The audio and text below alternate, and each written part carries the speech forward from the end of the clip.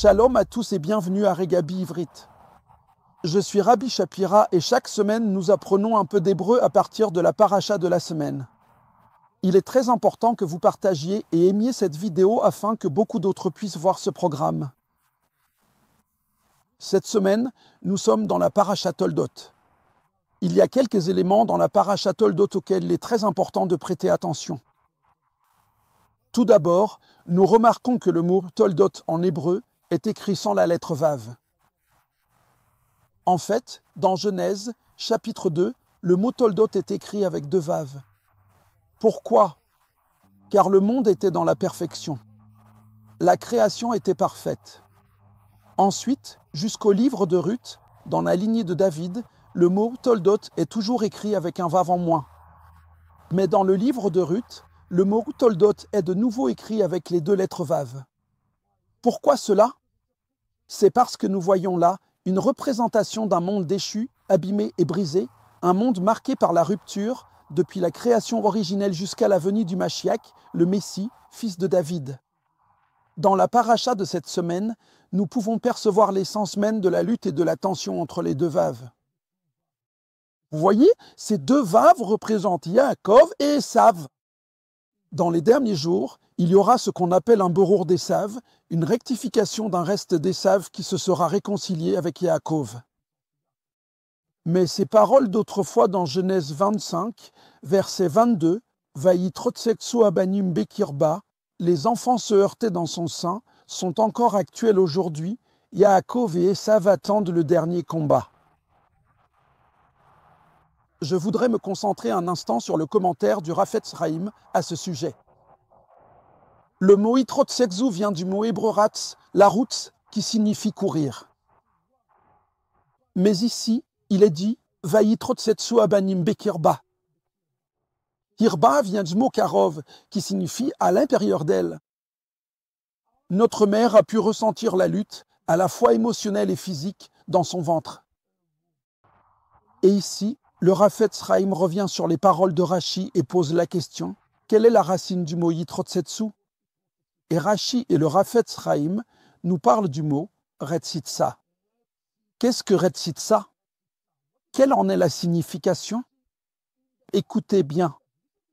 Il est dit que dans les lieux célestes, il y a eu cette discussion « Sheyezaz ubamarom le'arsho le'ezav latset la'avir ha'olam ». Dans les lieux célestes, il y avait une hésitation à accorder ou non à Ésaü la permission de venir, de naître sur terre. Et la question est, pourquoi les cieux l'ont-ils permis ?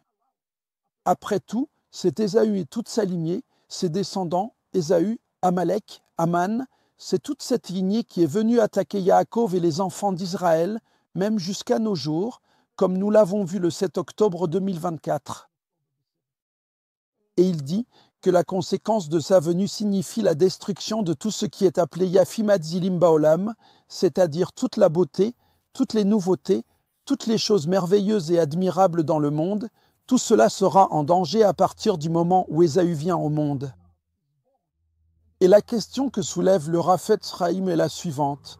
Pourquoi les cieux permettraient-ils la naissance d'une chose aussi mauvaise et dangereuse ? Ésaü était un violeur, c'était un homme des champs, il emmenait des femmes dans les champs pour les violer et commettait toutes sortes d'atrocités. Écoutez bien la réponse donnée par le Rafetz Chaim, un grand sage du peuple juif. Il explique qu'il est impossible que Yaakov, notre père, naisse seul, car il doit nécessairement affronter Ésaü, son frère. Selon lui, la présence d'Ésaü est indispensable pour que Yaakov puisse accomplir sa destinée, car cette confrontation représente une étape essentielle dans la vie de Yaakov et dans l'histoire du peuple d'Israël. Il doit absolument combattre Ésaü et il doit remporter ce combat contre son frère Ésaü. J'espère que vous écouterez Otiyot HaGeoula cette semaine. J'expliquerai cela plus en détail. Que signifie cela ? C'est une parabole qui évoque la vie d'une plante qui doit pousser en luttant contre les éléments extérieurs, contre les conditions difficiles du climat, contre la rudesse et l'adversité de son environnement naturel, afin de pouvoir finalement être libérée et s'épanouir. Ces 2 forces, Yaakov et Ésaü, se combattent. Cependant, elles ont véritablement besoin l'une de l'autre. C'est là le sens du mot yitrotsetsu. Vous voyez, l'Écriture nous dit que le fer aiguise le fer, que cela vous plaise ou non, Israël avait besoin, Yaakov avait besoin de ses forces adverses pour devenir Israël. Israël a besoin de cet adversaire pour parvenir à sa plénitude. Aujourd'hui, nous pouvons en tirer la leçon suivante. Lorsque nous faisons face aux forces d'Ésaü dans notre vie, ne pas fuir, mais relever le défi avec détermination. C'est le défi des derniers jours. Et c'est là le sens du mot Retzitsa, se lever à la hauteur de la situation et affronter la situation sans hésitation, confronter les forces adverses qui viennent nous élever vers votre propre grandeur.